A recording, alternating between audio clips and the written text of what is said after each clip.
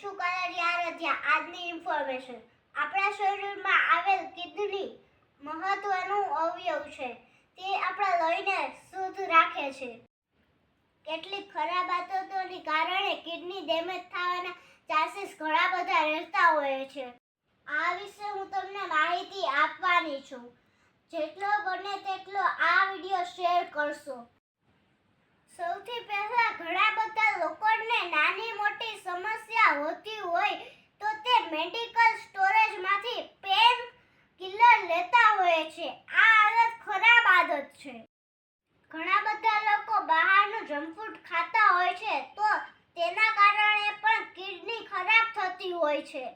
ઘણા લોકોને વધુ પડતું ગળ્યું ખાવાની આદત હોય છે. તે પણ એક કિડની ખરાબ થવાનું કારણ છે. પૂરતું પાણી ના પીવું, પૂરતી ઊંઘ ના લેવી, તેનાથી પણ કિડની ખરાબ થઈ શકે છે.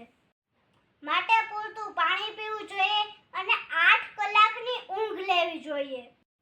જે લોકો વધારે પડતો પ્રોટીન વાળો ખોરાક લે છે તેનાથી પણ કિડની ખરાબ થઈ શકે છે. જેથી કરીને આ ખરાબ આદતો સુધારવી જોઈએ અને આપણી કિડનીને સ્વસ્થ રાખવી જોઈએ.